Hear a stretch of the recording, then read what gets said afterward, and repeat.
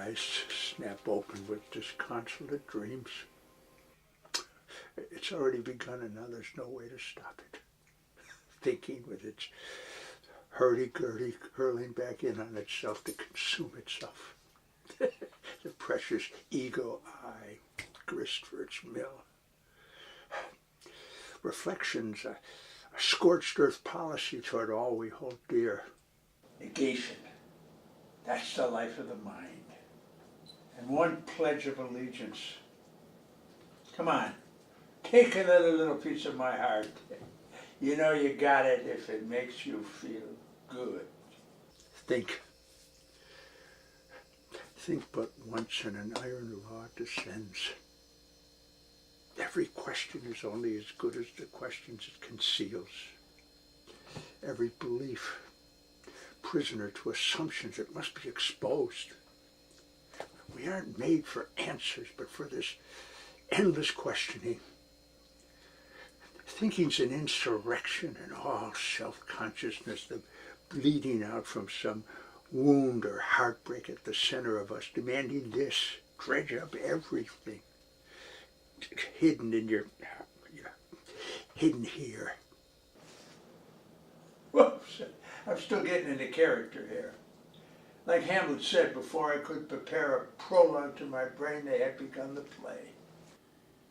That's the hell of it with this impossible part, like running to catch up with something that's always out ahead of yourself. And Hamlet, the part we play far too young, then spend the rest of our life upon this great stage of fools, learning how we do it, give it a second chance. Such sweet irony. The part calls for a man in his 20s. I was 40, but already in good company. Plummer was 37. Barrymore and Branagh, 38. Ian Charles, dying of AIDS, 39. Olivier, 41. Burton, the best, 45. All learn the same lesson. Maybe by 80, you'll have the self-knowledge and the art required to play Hamlet from within. Play it. And be this too sullied flesh would melt, thaw, and resolve itself into a dew.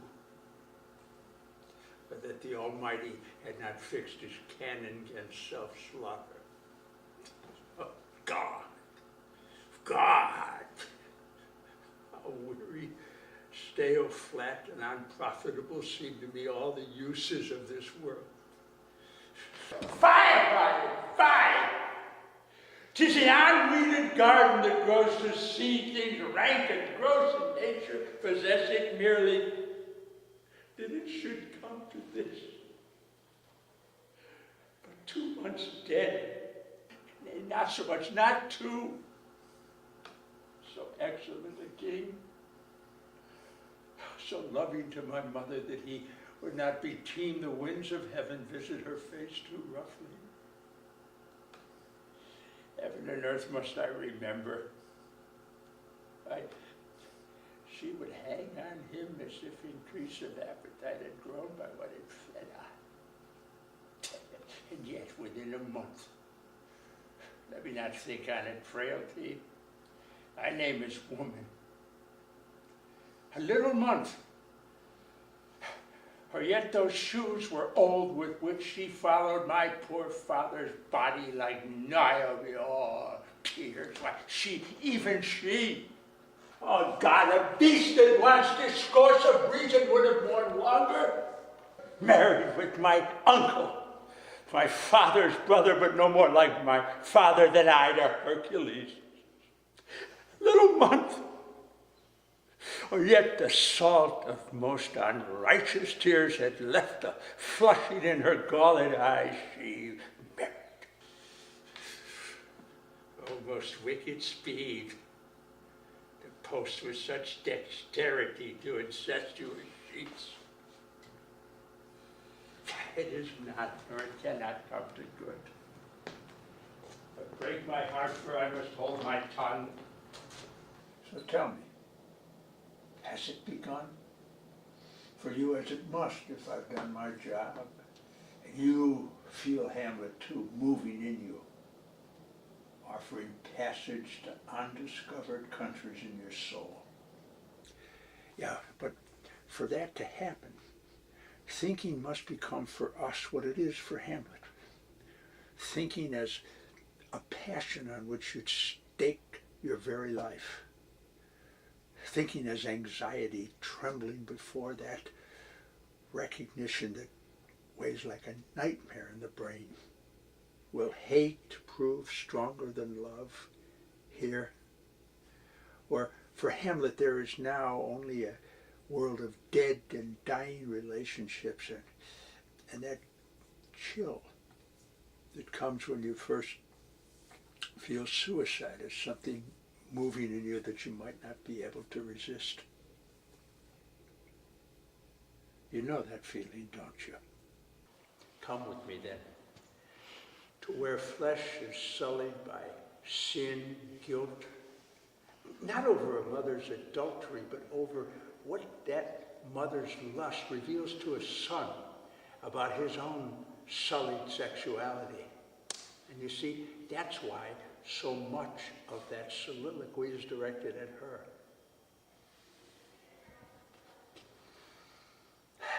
One thing more, and you're ready. This above all, remember, Hamlet's a man with a broken heart. And thus, the antic disposition and rapid mood shifts between elation and aggression externalized and deepening depression once that anger turns back inward. Searing flashes of a scathing intelligence collapsing in a slew of self-loathing. So why do it, you ask? If Hamlet, for the actor, requires getting rid of every ego defense. Yeah. But how forego such an unrivaled opportunity?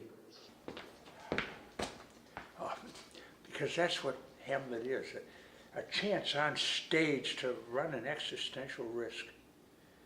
Each night a courtship with failure and fresh laceration of wounds that each performance must explore with greater depth. Because that's the only way you'll come to feel it too. Hamlet moving in you like a judgment you can't escape. An offer you can't refuse. In a theater transformed, a haunting. Which brings us to the ghost and the scholars.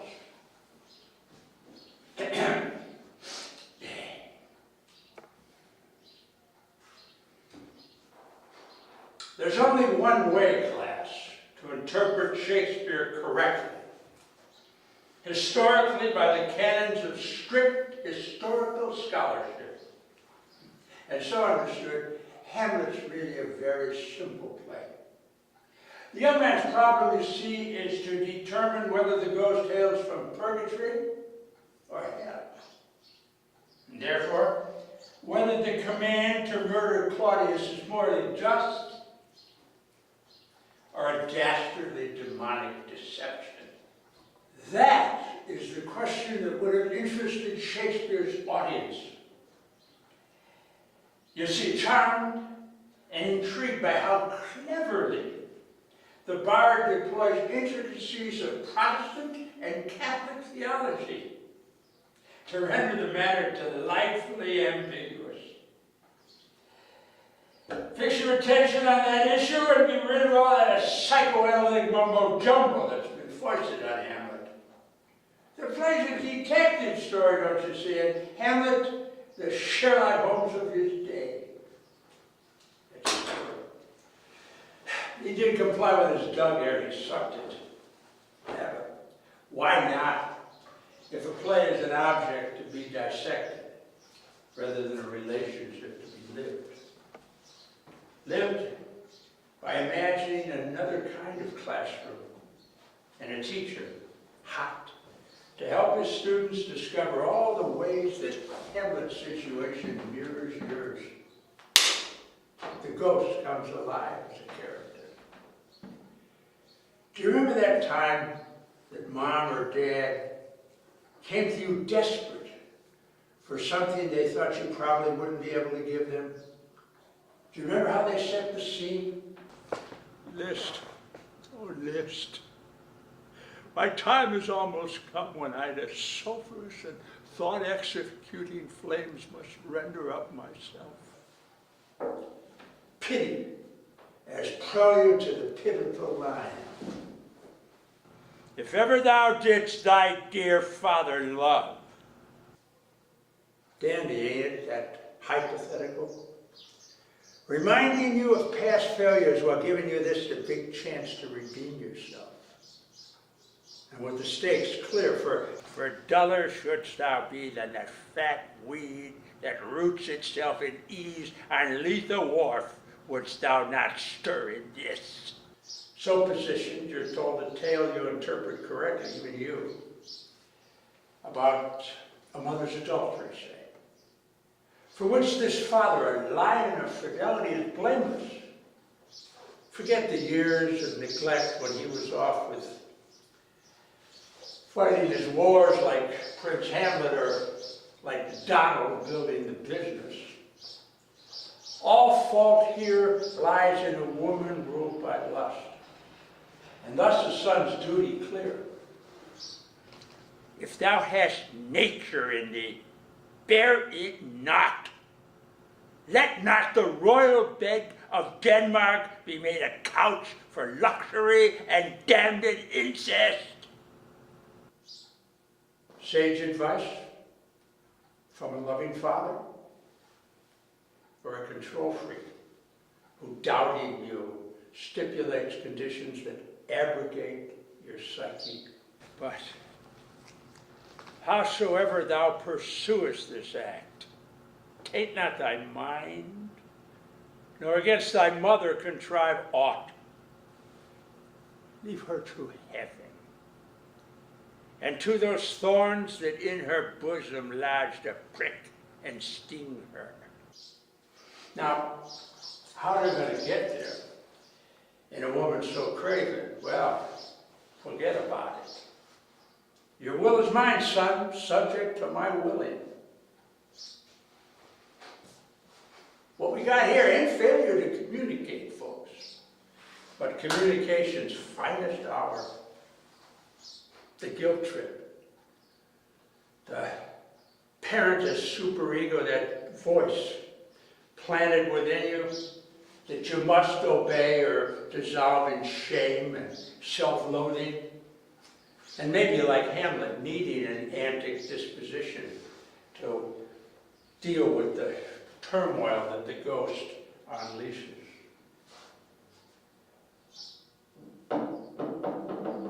Fatherhood. Another relationship come to sit shiver in Hamlet's soul. It's mine now, thanks to the ghost. Thinking's task, to discover all the ways you're not free, to know the sacrosanct self is no more than the voice of others within, commanding obedience to beliefs, values you haven't chosen, yet can't get free of. No, not even by wolfing down life's coldest truth.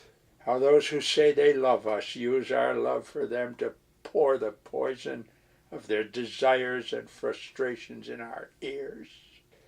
Dare know that you become this. A heart riven, a psyche at war with itself, assaulted by hate where you had hoped to find love. Your hate toward those closest to you, their hatred of you. Self-hatred as the result. Love and hate knotted in a nessus shirt of suffering, thinking thereby transformed, become dread, trembling before the first true choice, to retreat, clutching at the security of an ego in bondage to its superego, or to persist, shorn of who you thought you were and all that crap you pretended to believe. Humiliating, that recognition, yet in it, the rush of an unexampled freedom. Think of all you've consigned to the flames. With pitiless self-interrogation, now the imperative regulating the only authentic self-reference. Deracination. To tear its deepest affections out of your heart. Whew. How about some comic relief, huh? Let me throw you a fancy-ass term. Meta-theater. That's prof speak for what happens when a play questions the relationship between art and life. I mean, can we fix the difference? Or is our life, perhaps, but the fustian of ham actors imitating one another in a dumb show? That question explodes in Hamlet's second soliloquy. The trigger warning, an impromptu performance by a traveling player displaying his art, pitying Hecuba, a woman who, unlike Gertrude, knows how to grieve. But who, how woe had seen the Moblin queen run barefoot up and down, threatening the flames with bisson room, a clout upon that head where late the diadem stood. Who this had seen?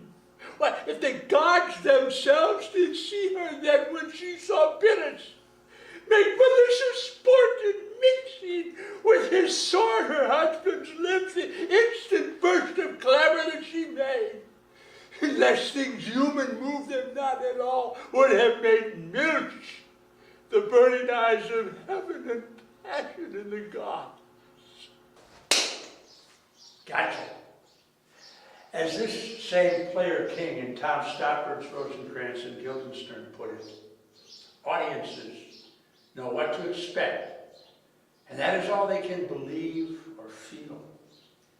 Theater, like other public forums, church, media, politics, a place where people come together to celebrate ideological bullshit, where feeling good about yourself and your world trumps all other considerations. Unless that's what makes theater different, class. The one public space left dedicated to the public airing of secrets about the audience. Creatures who, under cover of darkness, sit wanting to entertain secret and deep, painful truths about themselves, and maybe thereby learning the courage to confess them to the one sitting next to them, the one you're sitting next to right now. Or maybe it's all just this. A clown with his pants falling down over a dance, with a whiff of romance, great Shakespearean scene where a ghost and a prince meet and all end up in me. That's entertainment theater. You want a quick definition? In the immortal words of porn star Marilyn Chambers, asked if the sex in her films was simulated. Why, no. That would not be honest. Hold that thought. You're Virgil in navigating what Hamlet goes through once this same player king acts it. Now, I am alone. And as an actor, so challenged by the rapid shifts of mood and emotion that Hamlet must undergo in this soliloquy, to move from anguish, displaced as envy, yet revulsion at this player's ability and willingness to give his deepest emotion to a woman who means nothing to him.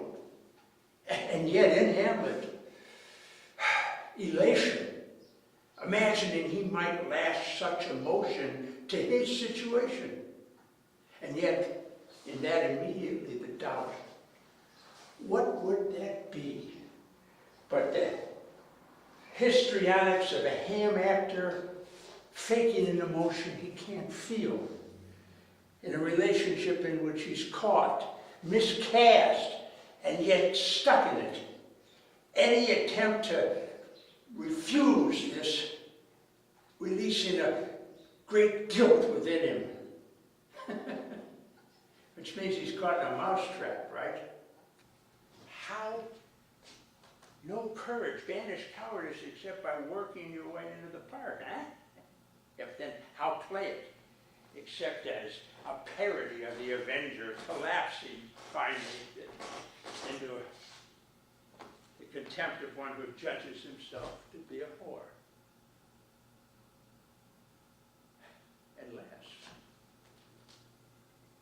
Unless theater offers the mouse a way out of the trap through you. I have heard that guilty creatures sitting at a play have by the cunning of the scene been moved so to the soul that they at once proclaim their malefactions. The actor's art revealed as the only genuine action, or just an afterthought and rationalization proving that the whole damn soliloquy goes in a vicious circle. What do you think? Should we give it a shot? You be my prompter and critic. Now I am alone. Oh, what a rogue and peasant slave am I. Is it not monstrous that this player here, but in a fiction, in a dream of passion, could so suit his soul, so to his own conceit, that from its function all his visage wants, tears in his eyes, distraction, his aspect, a broken heart and voice, and his whole function suiting with forms to his conceit. And all for nothing, for Hecuba. What's Hecuba to him, or he to her, that he should weep for her? What would he do? Had he the motive and the cue for passion that I have, oh, he would drown the stage in tears and cleave the general air with horrid speech, make mad the guilty, appall the free, confound the ignorant, and amaze the very faculties of eyes and ears. Yet I, a dull and muddy-mettled rascal, peak like John of Dreams, I'm pregnant of my cause and can say nothing, no, not for a king upon whose property and most dear life a damn defeat was made. Am I a coward? Who calls me villain? Breaks my pain across, tweaks me by the nose, and blows it in my face. Okay, I should take it. For it cannot be but that I am pigeon-livered and lack gall to make oppression bitter. Ere this I should have fatted all the region's kites with this slave's offal. Bloody, bawdy villain! Remorseless, lecherous, treacherous, kindless villain! Oh, vengeance!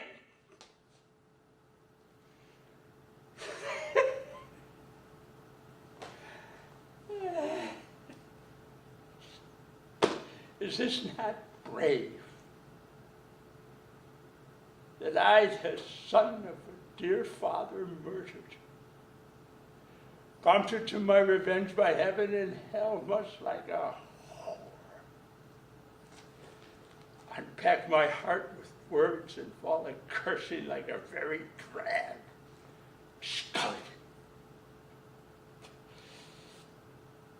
about my brains.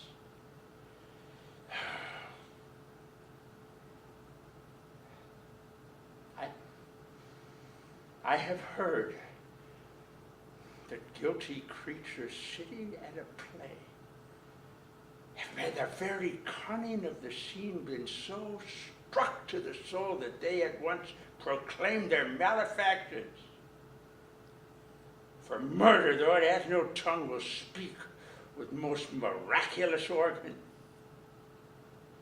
I'll have these players play something like the murder of my father before mine uncle. I'll observe his looks, I'll tent him to the quick. You do but flinch, I know my course. The spirit that I've seen may be a devil. Yea, and the devil hath the power to assume a pleasing shape. Yea, and out of my weakness and my melancholy, as he is very potent with such spirits, abuses me to damn me. I'll have grounds more relative than this. And the play's the thing wherein I'll catch the conscience of the king.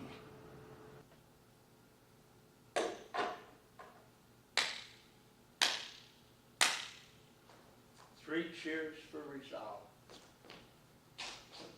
And who's to say what Hamlet's feeling here isn't the same for us? Our emotions, performances, imitating the way we've seen other people behave. Our precious privacy, too.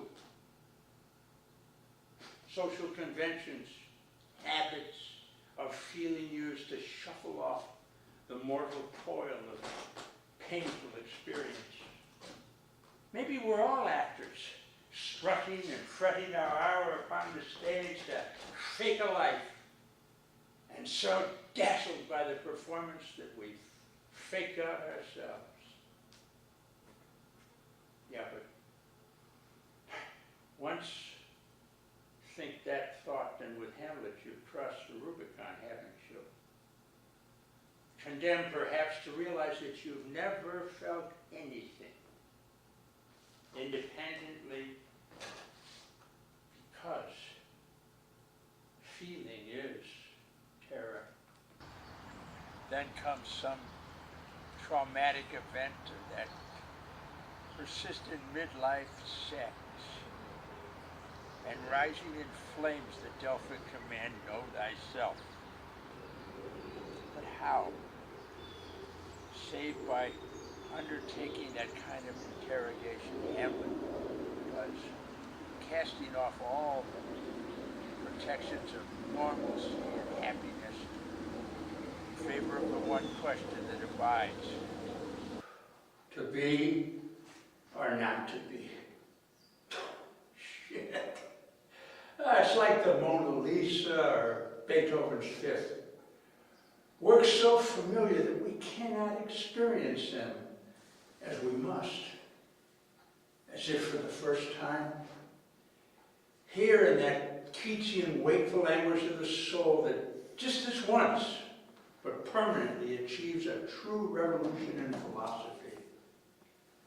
Before the fact, the Cartesian cogito ergo sum, I think therefore I am, the very founding principle of modern thought, revealed, experienced by Hamlet as inherently tragic.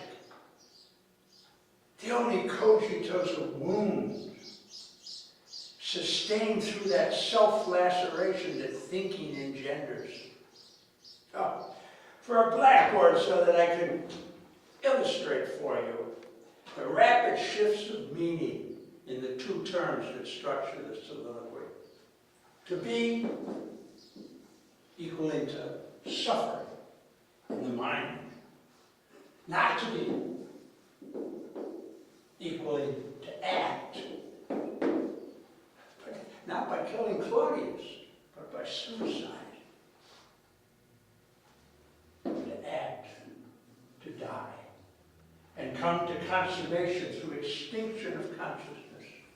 Yet, within that thought, a fresh insurrection, negating the very possibility of non-being, with thinking as something you can never escape. All of life becomes, through thinking, a burden to be borne. And with that, elimination of the binary opposition that structured the soliloquy. Non-being is no more. The prospect and possibility of consciousness persisting after death eradicates all possibility of paradise as an end to suffering. Consciousness is the dread of unending consciousness. And that, not ghosts, is the undiscovered country from whose bourne no traveler returns. So what do you think of that? Well, it's something to keep in mind the next time you get all excited celebrating reason as lumen naturale, that light planted in us brighter than 1,000 Hiroshimas, brighter still, exploding in. To be or not to be, that is the question. Whether it is nobler in the mind to bear the slings and arrows of outrageous fortune, or to take arms against a sea of troubles and by opposing end them, to die, to sleep no more, and by a sleep to say we end the heartaches and the 1,000 natural shocks that flesh is heir to. 'Tis a consummation devoutly to be wished. To die, to sleep perchance to dream. Aye, there's the rub. For in that sleep of death, what dreams may come when we have shuffled off this mortal coil must give us pause. That's the respect that makes calamity of so long life. For who would bear the whips and scorns of time, the oppressor's wrong, the proud man's contumely, pangs of despised love, the law's delay, the insolence of office, and all those spurns that patient merit of the unworthy takes when he himself might his quietus make for the bare bodkin? Who would fardels bear to sweat and grunt under a weary life, but the dread of something after death? That undiscovered country from whose bourne no traveler returns puzzles the will and makes us rather bear those ills we have than fly to others that we know not of. Thus, conscience doth make cowards of us all. And thus the native hue of resolution is sicklied o'er with the pale cast of thought and enterprises of great pith and moment.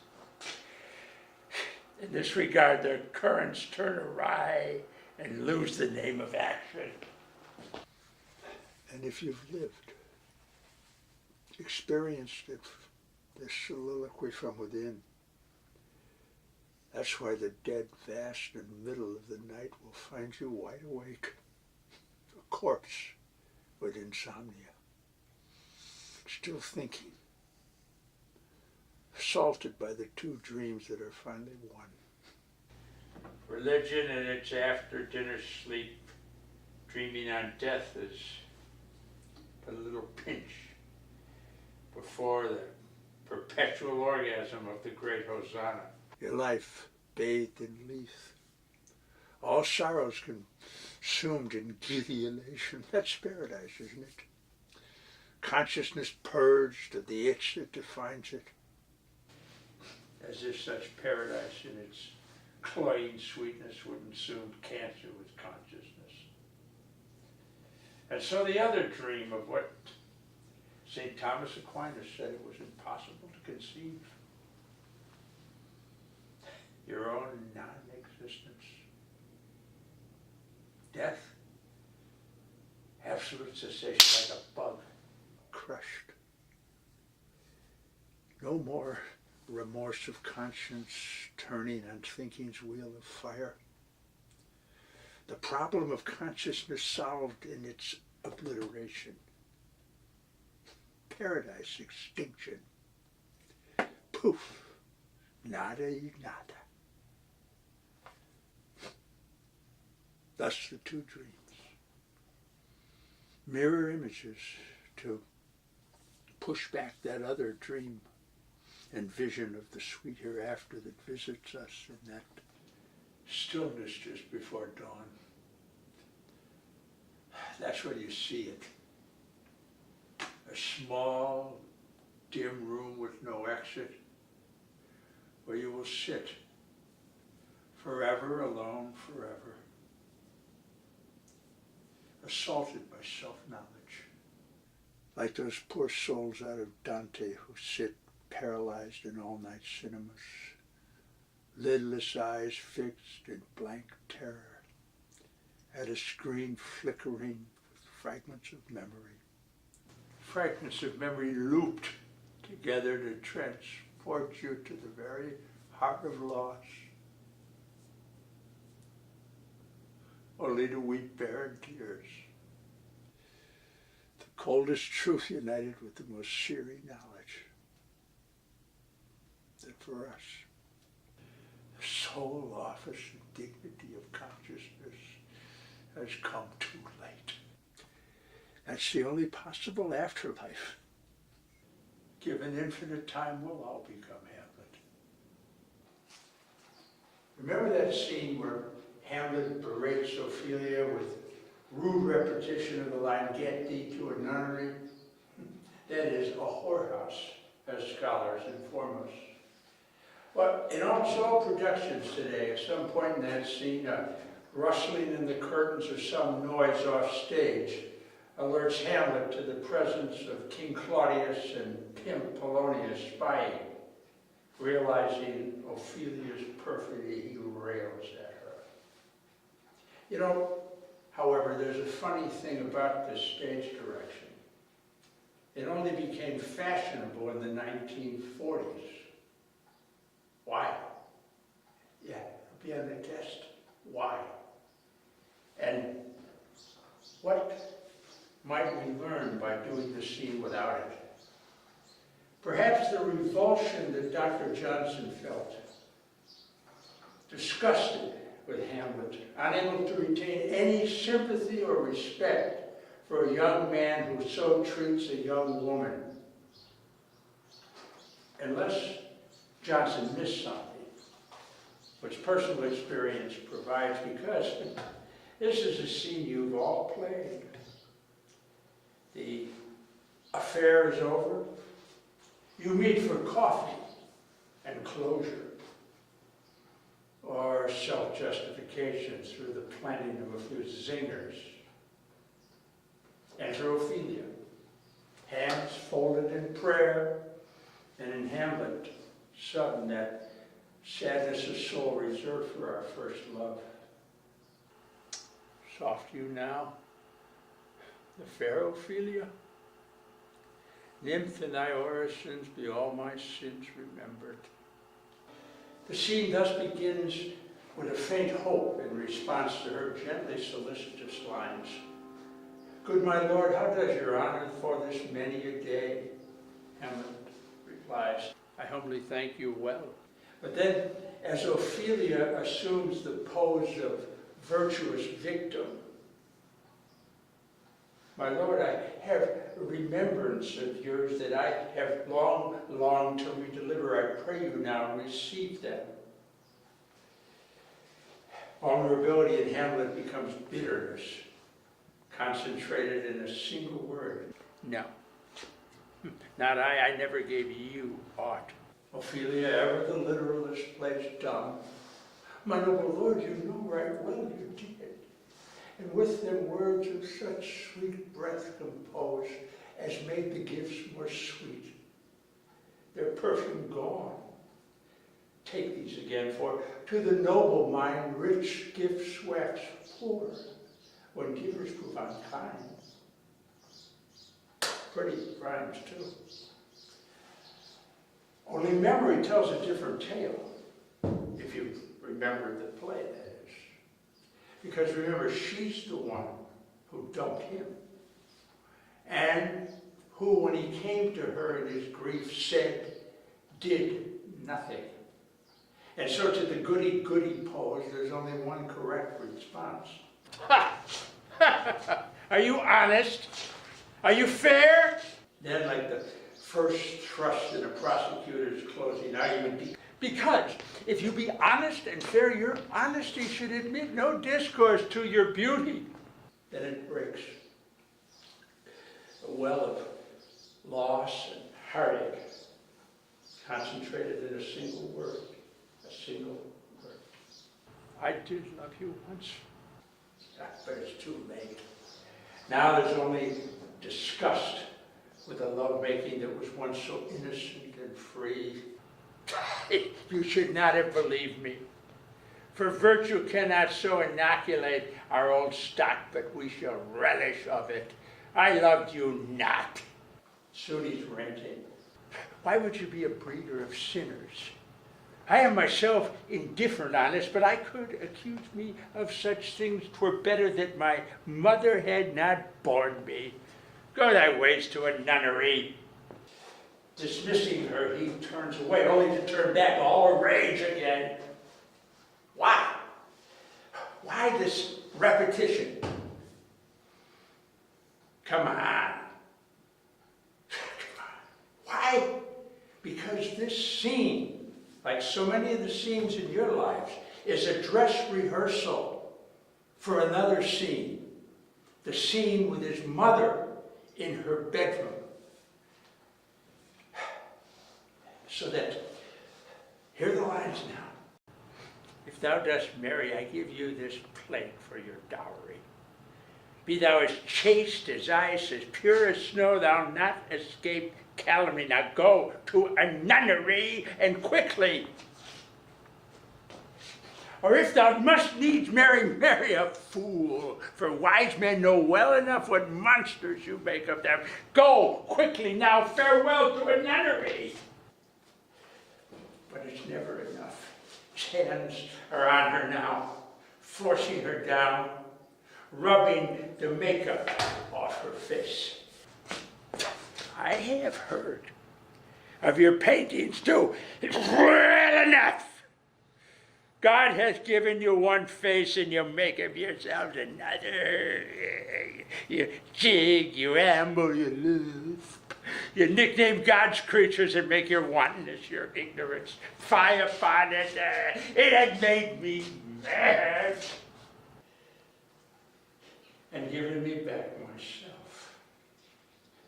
Free of her. Through the manic triad. Triumph, contempt, dismissal. I say, we will have no more marriage. To a nunnery go, and quickly too. La la la la la la la la la la la la. Dance me to the end of love. La la la la la la. Huh? That's how to end an affair. Whew. How about an intermission, huh? No, not that kind.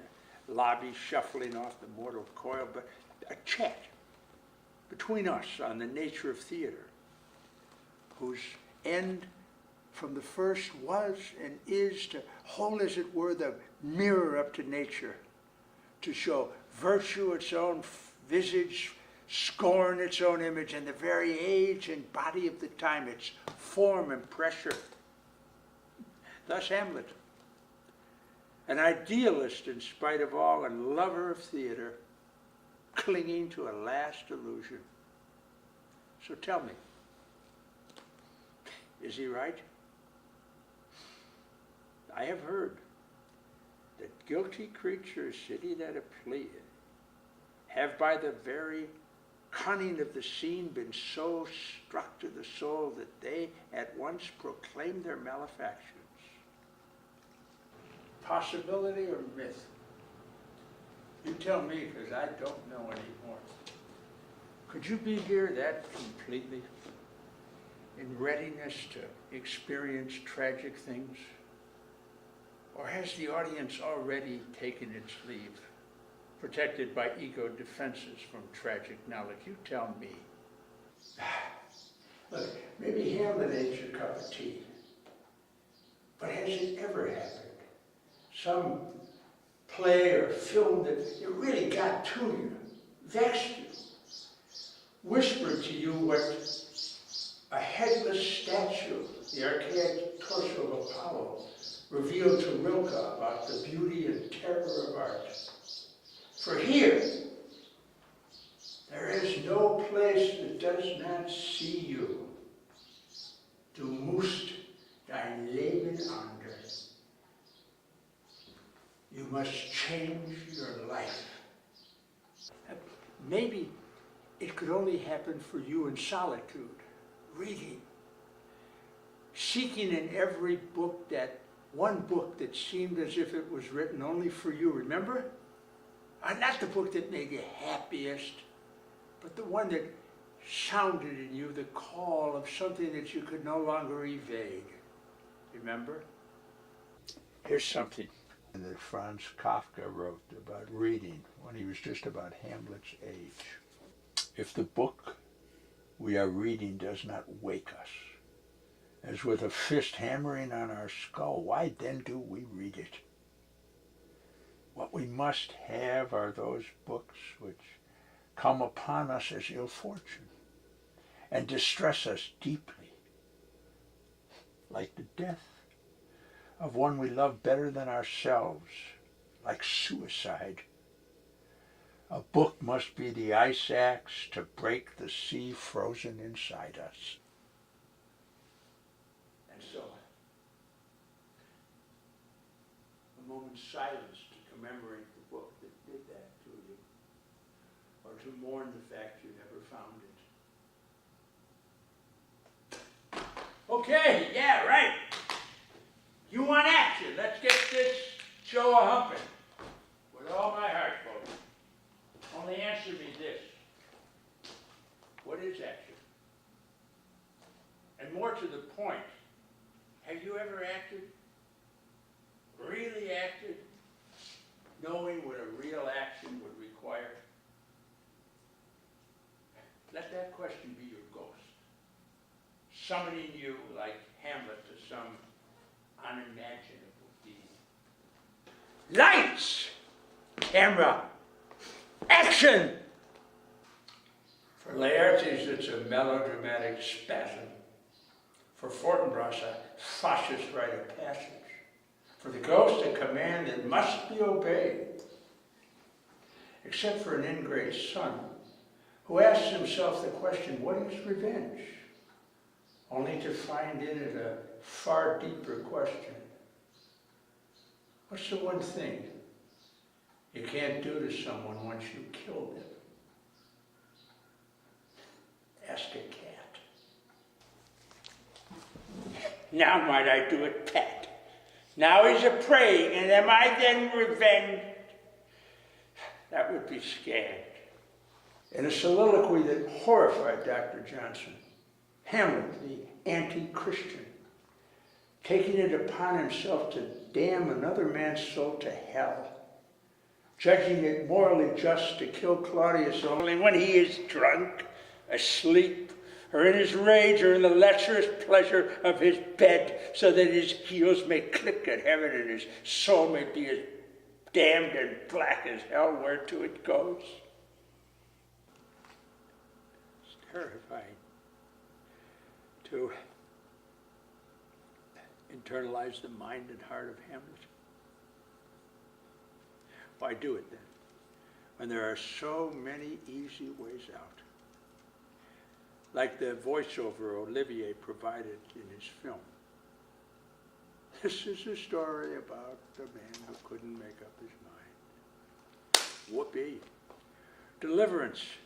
We've identified the tragic flaw, thus exercising the suspicion that we, not Hamlet, are the ones who can't act. To act, think of it. To to exist, burdened with an awesome responsibility to choose, really choose something, knowing it will change you forever. Maybe that's why we cling to the idea of human nature as that essence we're given that we can't lose. A plea for excuses and a blank check. Don't blame me. My DNA made me do it. Maybe when it comes to action, we're all old-style Roman Catholics, sinning Monday through Friday, confessing Saturday, resurrected, absolved for a Eucharistic Sunday. Then, Monday, as if our life is forever beginning again, like a virgin touched for the very first time, the hymen of pure possibility restored. Hell, even Hamlet once knelt before the throne of human nature.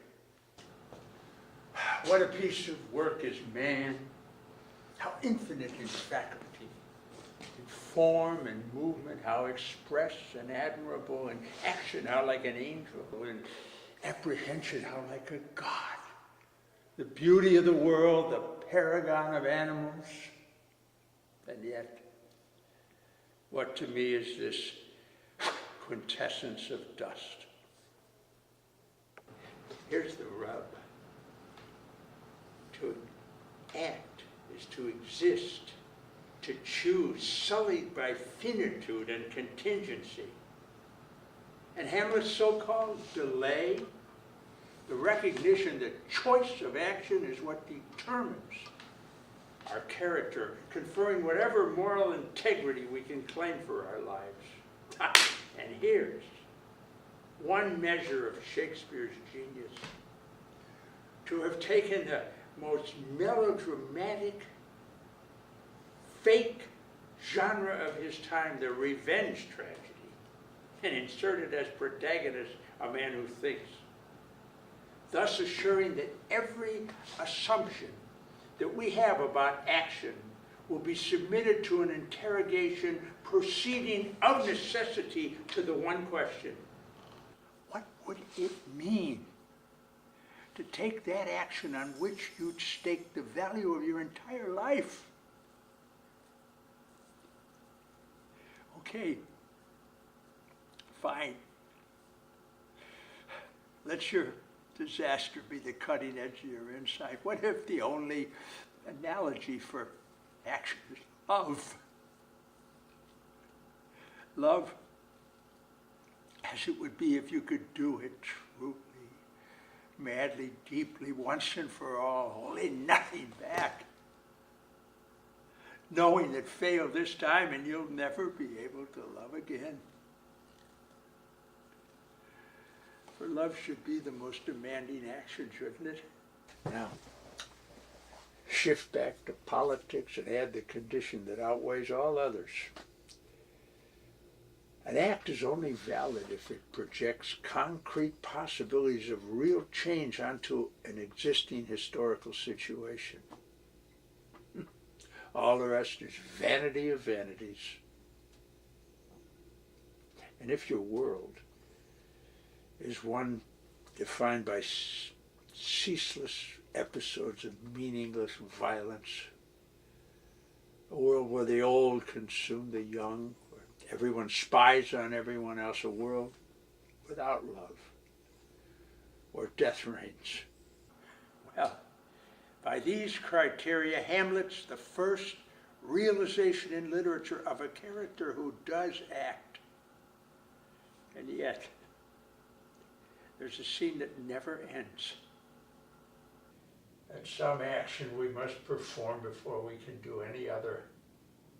A drama, staged repeatedly in dream and fantasy, rehearsed incessantly in dialogue constantly revised, projected and acted out whenever we find ourselves in an analogous situation, as with Ophelia.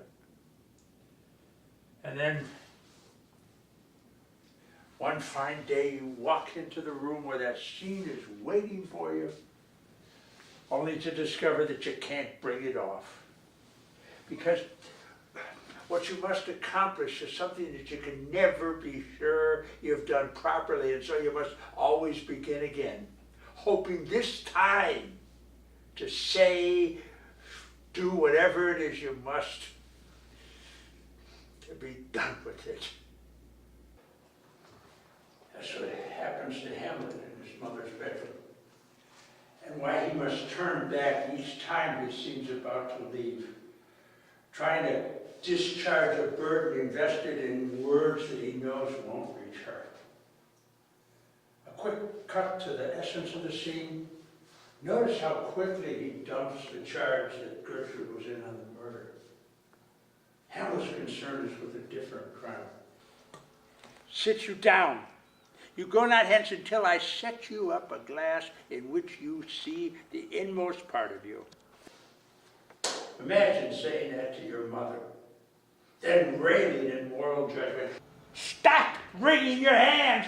Sit you down and let me wring your heart, for so I shall, if it be made of penetrable stuff. If damned custom have not braided so that it be proof and bulwark against sense. Her crime? Something he can't name save through a catalog aria of all it has sullied. His own flesh, the innocent love that he had through Ophelia, marriage vows, and the whole moral and religious order collapsing in a rant that Gertrude perished thus. Oh, me! What act that roared so loud and thundered in the index? Mendacity, as he expected, and so he must try again. Picturing the act in moral terms, maybe that'll get through to her.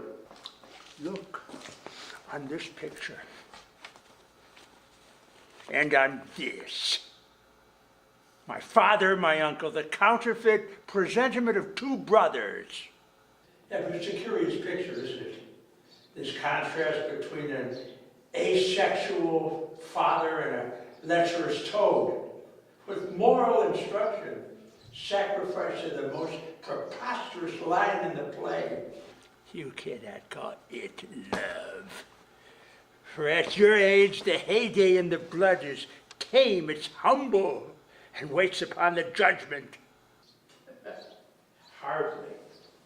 Since Gertrude's defining characteristic is a sexuality that Hamlet can only admit through a textbook example of Freud's theory of negation as the way of acknowledging something you can't admit by asserting the opposite. Desire disguised as disgust in a moral rant that Gertrude listens to and maybe gets this time. Oh, shame! Where is thy blush? Rebellious hell, if thou canst mutiny in a matron's bones to flaming youth, let virtue be as wax. Proclaim no shame when the compulsive ardor gives the charge, since ice as readily doth burn and reason panders will. This time, just maybe, the message gets through to a suddenly moral Gertrude. Oh, Hamlet, speak to me no more.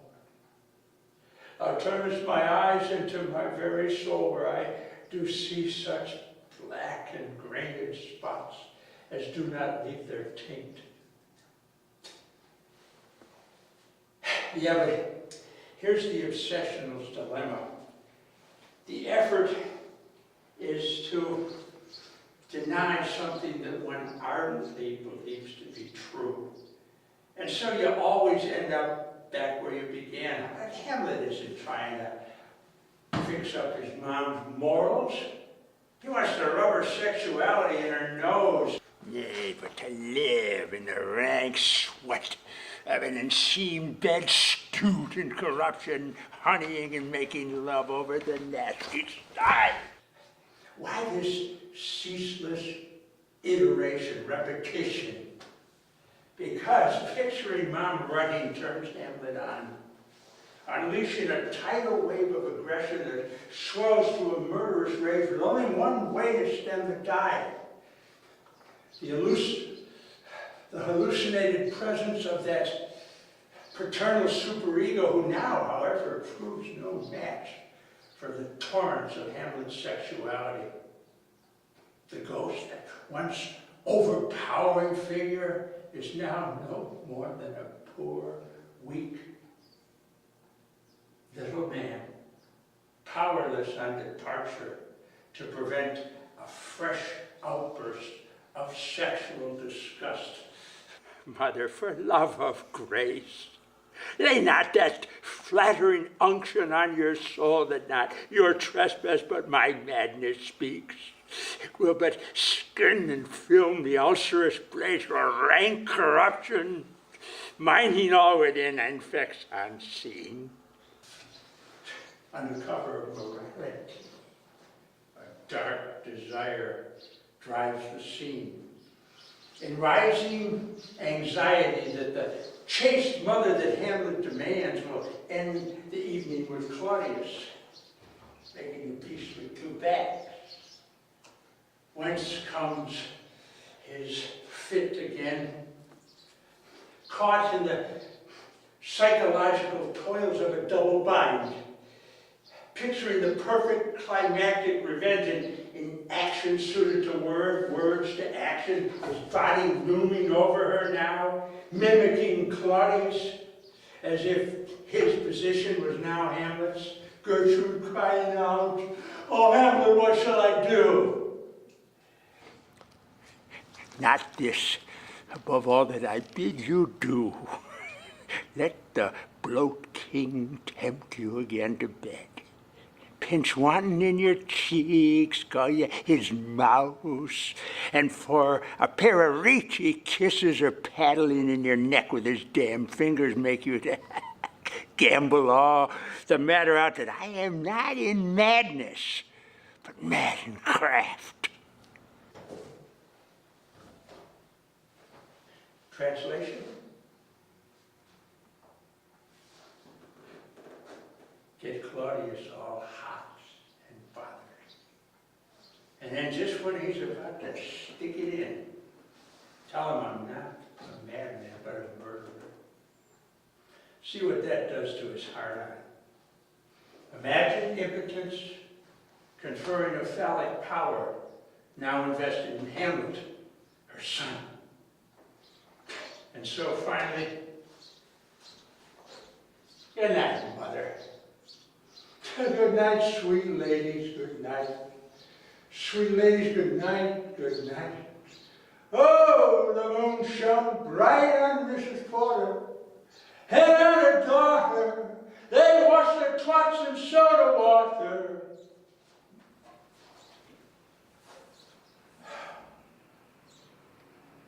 What a son. What a mother. What a scene. Have you got one like that in you? And with whom? No, that won't be on the test. It'll be on the other test. The one life poses. This literature stuff can be really good stuff if you let it. Okay, you go now. Oh, for a muse of fire that might ascend the brightest heaven of invention, a kingdom for a stage, princes to act and monarchs to observe the swelling scene. Can this cockpit contain the vasty fields of France? Let us on your imaginary powers work. Imagine confined within the girdles of these walls two mighty armies. When we do speak of horses, imagine that you see them printing their proud hoofs I the receiving earth, for 'tis your thoughts that now must deck our kings. Thus the chorus in Henry V, soliciting the broadest reach of your imagination. Unless there's another scene requiring an even bolder imaginative leap, and all my efforts now to transport you to that scene ordained for that final drama to which all flesh must come. Picture a trapdoor, open,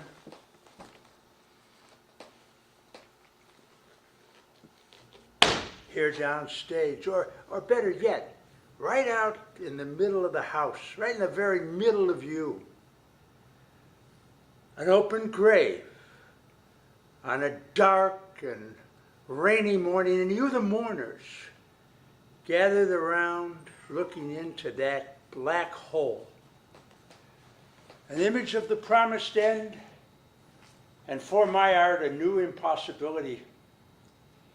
You can't act death, said Stoppard's player king, defining the very limit of theater. But to be Hamlet in Act 5, death is precisely what you must act.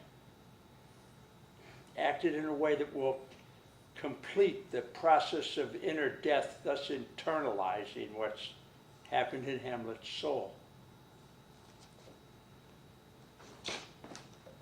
Death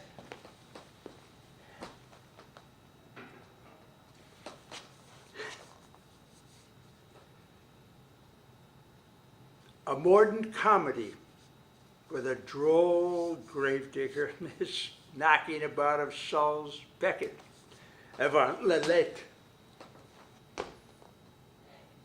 Yeah, but death, the fate of all joys and sorrows. Alas, poor York, the infinite jest of Falstaff, fading in a slow dissolve into the face of Gertrude, like one of those roasted, wrinkled California women, boat-techs, frozen face all mucked with makeup. Now, get thee to her lady's chambers and tell her, though she paint ever an inch thick, to this feature you will come. Make her laugh at that. Death to all affections. Grief for Ophelia, but a moment's pause before the mocking of Laertes' emotional histrionics. No more soliloquies. But what if philosophy, which Socrates defined as the art of knowing how to die, and Hamlet's own inner state, I would not know, Horatio, how ills all hear about my heart. But it is no matter. All of life can be condensed into a nihilistic sermon, conveniently misread by those in search of Christian messages, as if Matthew 10:29 could be anything but, in the world of this play, fodder for a savage irony. There's a special providence in the fall of a sparrow. If it be now, 'tis not to come. If it be not to come, it will be now. If it be not now, yet it'll come. The readiness is all. Be absolute for death. A man's life but to say one. Ah! Hamlet's dying voice. A cynical endorsement of death's personification, Fortinbras, who will shortly strut forth in inane Trumpian braying, "Ho, ho, ho, proud death! What feast is toward in thy eternal cell, that thou so many princes at a clip so bloodily hast took?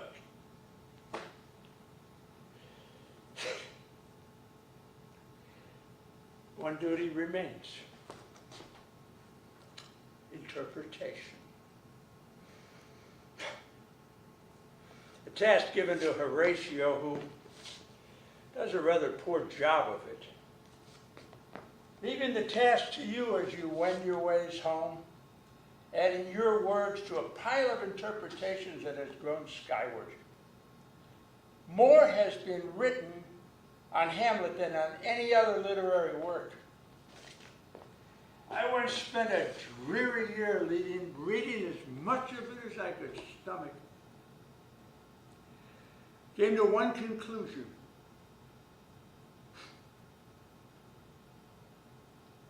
Hamlet's the Medusa. Words, words, words. The shields we use to slay that which we cannot bear to look upon.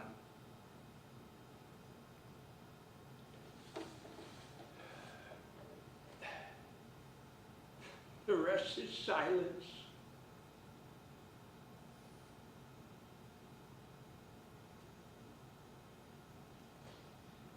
But it isn't.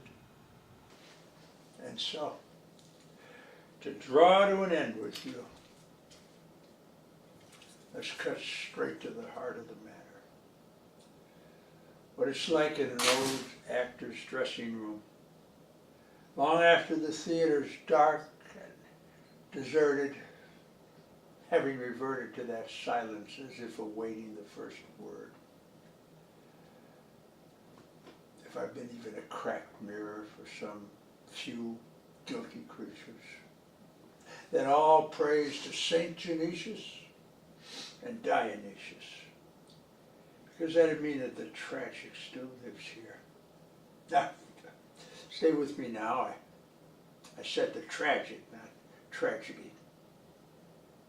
Definition: tragic's what we got to figure out about our lives to avoid tragedy. Wordy. Here's the key idea. What we don't know about ourselves, that's what we do to others, especially those we love. And that's how your psyche comes back to bite you in the ass. Funny thing's how easy it is to know that, because we ooze betrayal. Not just in Freudian slips, but first and foremost in our deeds. To be or not to be reframed.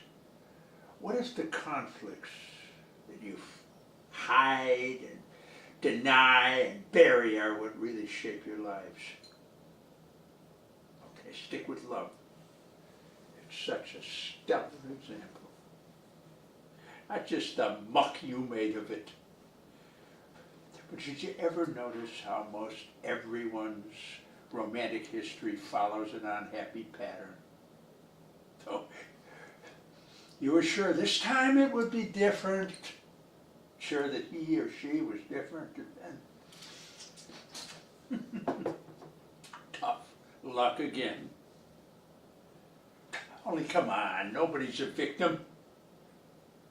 What if your real love is the pattern, the unhappy pattern? And so, like tragic characters, our lives structured to bring about the thing we most fear and desire. Why? Why? Because then eventually it's impossible to avoid self-knowledge. Learning with Oedipus that we are the authors of our own undoing, all right.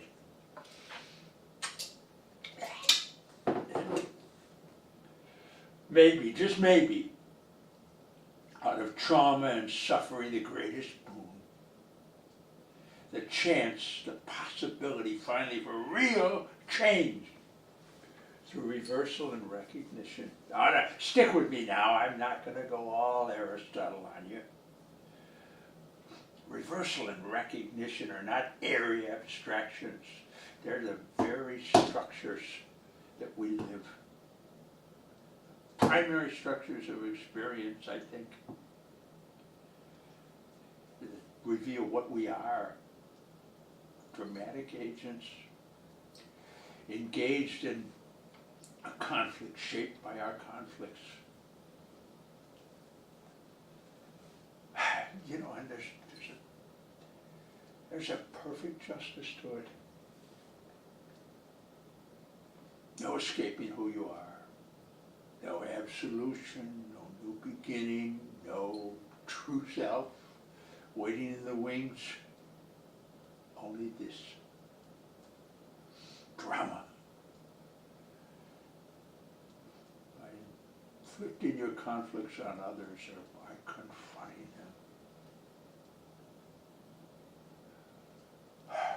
That's it. Not the last word on the tragic. But maybe a beginning.